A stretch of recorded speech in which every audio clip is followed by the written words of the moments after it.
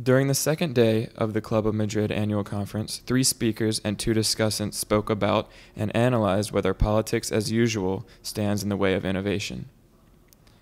Many democracies teeter on the brink of financial ruin because of the indecisiveness of their basic institutions of governance. Mashing up recovery data, mashing up auditing data, mashing up the kinds of information that government is putting out and putting it in the hands of citizens who can then go look at the project and report whether it's happening or not. Can be pretty powerful in places where public funds are not being spent well. And finally, it's always important to remember that citizens are taking government into their own hands. This is maps created in Port-au-Prince, Haiti, using OpenStreetMap. Citizens created these and then put them online, made them downloadable, and then aid workers were able to go take their GPS devices and navigate the streets. Yo creo profundamente que la política tradicional es un freno a la innovación. Es un freno al uso de la tecnología. Es más, creo que la política tradicional está en riesgo frente a las nuevas formas de comunicación social y las redes sociales. Politicians are using the web and vice versa, how the web is using them. I'm going to start, since our topic is politics as usual and how it may stand in the way of innovation. I want to start with a video that I think will make very clear a particular kind of politics as usual. So it's a question of how each generation is going to be with this new kind of technologies. And number two has to do with till what extent, in the question that you raised, for instance, who is going to be the owner of the data? And are you going to be willing to open that data or not? And who is going to make the decision? Commercials, going back again. In the fifth power, we decided that there is some rules of engagement. Not to say nasty things that in the network normally you have, etc., etc. So we decided that we can establish some censorship with some articles that are sent to that. But that means that the articles are going to go to a special part in the web. So that if you want to know why that article was censored, you can read the article. Which is, you see, it's a two-way thing. Therefore, it's open, no matter what you say, but it's in a different place. My point is that, or my feeling is that people are really interested in a debate among politicians with the support of professionals, with journalists, if they feel that people there are sincere.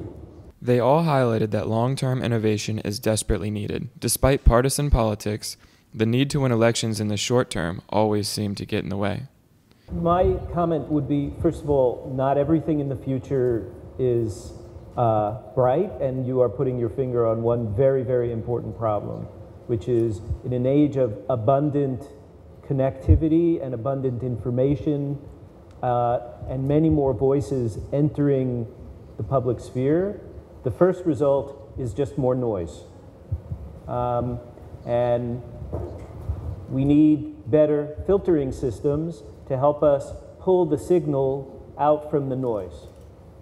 It's very early. And very difficult to do it. And but it's not. This is a great challenge, and there are lots of companies that are beginning to solve it. I will just answer with an analogy. When the printing press was invented by Gutenberg, there was a flood of new publications. Not just the Bible, and not just pornography, but people started writing and publishing all kinds of things. A footnote to what you say is the following. It took 200 years after Gutenberg that somebody decided to have a newspaper.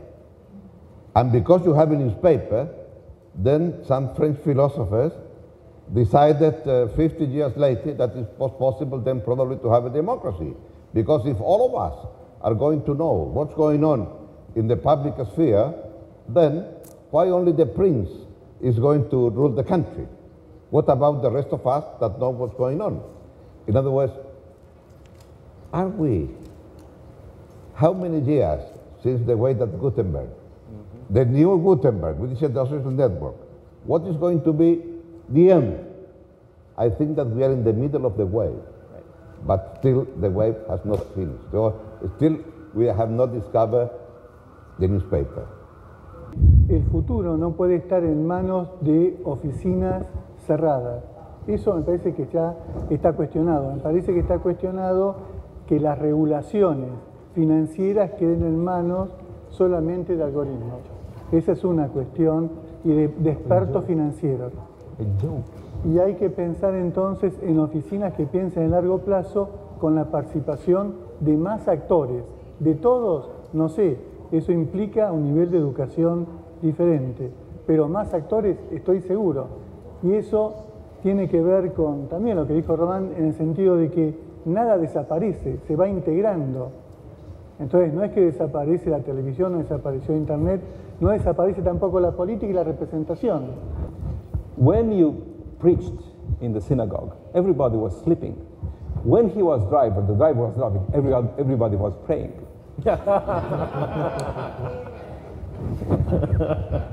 Thank you for that. In this conversation, it was discussed how to create effective institutions.